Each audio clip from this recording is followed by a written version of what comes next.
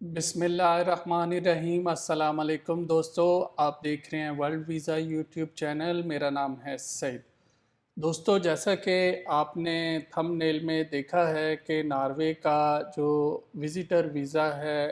Family visitor visa, وہ grant ہوا ہے فریش پاسپورٹ پہ۔ تو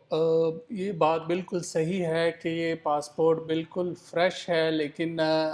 میں دوسرے کنسلٹنٹ کی طرح ڈنڈی نہیں ماروں گا۔ میں آپ کو اس کا پورا بیک گراؤنڈ بتاؤں گا کہ اگر کسی بندے کو جیسے اس کیس میں فریش پاسپورٹ پہ ویزا ملا ہے تو اس کی بڑی وجہ کیا ہے۔ فریش پاسپورٹ چلے ٹھیک ہے، بہت سے لوگ بولتے ہیں کہ جی ہمیں فریش پاسپورٹ پہ ویزا ملا ہے، لیکن وہ ایک کام کرتے ہیں کہ وہ پوری ڈیٹیل نہیں دیتے کہ بھائی اگر ان کو فریش پاسپورٹ پہ ویزا ملا ہے تو اس کی مین ریزن کیا ہے۔ بہت سے لوگوں کے فریش پاسپورٹ ہوتے ہیں، اپلائی کرتے ہیں، ریفیوز ہو جاتا ہے، لیکن یہ چیز نہیں بتاتے کہ بھائی اگر فریش پاسپورٹ پہ کسی کا ویزا ملا ہے تو وہ وجہ کیا ہے، لیکن میں آپ کو وہ وجہ بتاؤں گا۔ تو یہ جو بھائی ہیں جن کا فریش پاسپورٹ پہ ناروے کا وزیٹر ویزا لگا ہے 15 دن کا، ایکچولی ان کی کوئی ٹریول ہسٹری نہیں تھی۔ اس سے پہلے یہ سعودیہ میں جاب کرتے تھے اور یہ تقریباً پچھلے 2 سے 3 سال پہلے پاکستان موو ہو گئے تھے اور یہاں پہ اپنا کوئی چھوٹا موٹا کاروبار کر رہے تھے۔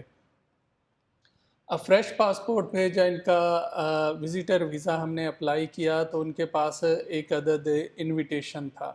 انویٹیشن جو تھا وہ تھا ان کا جو ریئل بردر ہے اس نے بھیجا تھا۔ ریئل بردر ان کا جو ناروے کا سٹیزن ہے اس نے انویٹیشن بھیجا تھا کہ جو میرے بھائی ہیں مجھے ملنے آنا چاہتے ہیں۔ اس میں انہوں نے ایک انویٹیشن لیٹر بنایا تھا جو کہ وہاں پہ ایک متعلقہ ادارہ ہے جو ان کی کونسل ہے، وہاں سے وہ انویٹیشن لیٹر نکلتا ہے۔ وہ اپنی تصدیق کر کے کہ آیا یہ بندہ ایک بندے کو انوائٹ کر رہا ہے، اس کو اکوموڈیٹ کرنے کے لیے اس کے پاس جگہ ہے کہ نہیں ہے، اور اس کی جو ارننگ کیپیسٹی ہے وہ کیا ہے، یہ ساری چیزیں دیکھ کے ایک انویٹیشن لیٹر ایشو کر دیتے ہیں۔ وہاں سے پھر جو انویٹیشن لیٹر ساتھ میں جس بندے نے انویٹیشن بھیجنا ہوتا ہے اس کے جو لیگل ڈاکومنٹ ہوتے ہیں، جس میں اس کا پاسپورٹ ہو گیا، آئی ڈی کارڈ ہو گیا اور اکوموڈیشن کی ڈیٹیل ہو گئی، بینک سٹیٹمنٹ ہو گئی 3 مہینے کی، اس کے علاوہ جو اس کی پے سلپیں ہیں 3 مہینے کی، یہ ساری چیزیں ہو گئیں۔ وہ وہاں سے انہوں نے بھیجی تھی ناروے سے، اور یہاں سے اپلیکینٹ کا جیسے میں نے آپ کو بتایا کہ صرف سعودیہ میں وہ بھی ورک ریلیٹڈ ٹریول ہسٹری تھی، ٹورسٹ بیس ٹریول ہسٹری ان کی کسی اور بھی کنٹری اور سعودیہ کی بھی نہیں تھی۔ اور یہاں سے پاکستان سے جو اپلیکینٹ ہے اس کی 6 منتھ کی بینک سٹیٹمنٹ، کوئی کلوزنگ بیلنس بہت زیادہ نہیں تھا، 12 سے 13 لاکھ تھا، وہ لگا، پاسپورٹ، آئی ڈی کارڈ اور ان کی ایف آر سی جو والدین کی طرف سے تھی، کیونکہ یہاں پہ ہمیں پروف دینا تھا کہ ان کا جو انویٹیشن بھیجنے والا ہے اور جانے والا ہے ان کا جو ریلیشن شپ ہے وہ ثابت کرنا تھا۔ وہ ثابت ہوتا ہے ان کی جو پیرنٹس کی ایف آر سی تھی اس سے۔ تو یہ تو تھی جناب ان کی کہانی کہ میں نے کہا آپ کو پوری بات بتانی چاہیے کہ یہ نہ ہو آپ پریشان ہو جائیں کہ ہمارا بھی پاسپورٹ فریش ہے لیکن ہمارے پاسپورٹ پہ تو شینگن ویزا نہیں لگا۔ تو اگر آپ فریش پاسپورٹ پہ کسی بھی شینگن کنٹری کا یا کسی اچھی کنٹری کا ویزا اپلائی کرنا چاہتے ہیں تو سب سے بیسٹ طریقہ یہی ہوتا ہے کہ آپ ایک عدد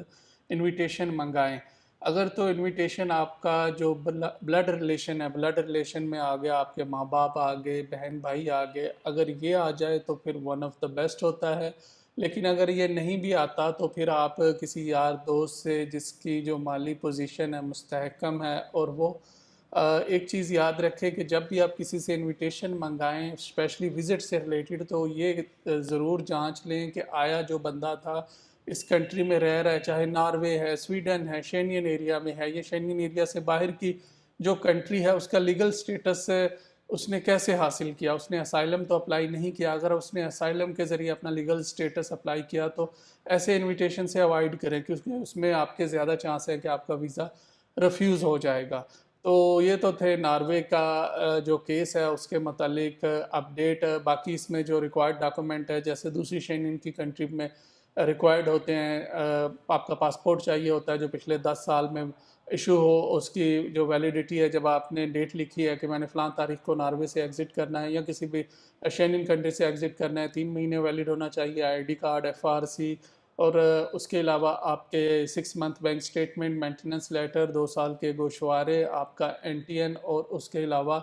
اور اگر آپ کے نام پہ کوئی پراپرٹی ہے تو وہ لگا سکتے ہیں، شادی شدہ ہیں تو ایم آر سی لگا دیں، بچے ہیں تو برتھ سرٹیفکیٹ لگا دیں۔ 80 یورو اس کی فیس ہوتی ہے، باقی وی ایف ایس کی فیس ہوتی ہے، کچھ وی ایف ایس جو شینگن کنٹری ہے اس میں $21 چارج کرتے ہیں۔ تو یہ تو تھی ڈیٹیل۔ اگر آپ کا اس ویڈیو سے ریلیٹڈ یا کسی اور ویڈیو سے ریلیٹڈ اگر کوئی سوال ہے تو آپ کمنٹس کر سکتے ہیں، ہمارے انسٹاگرام ہینڈل پر سوال بھیج سکتے ہیں، میں کوشش کروں گا کہ آپ کے کمنٹس کا جتنی جلدی ہو سکے جواب دے سکوں۔ Thank you very much.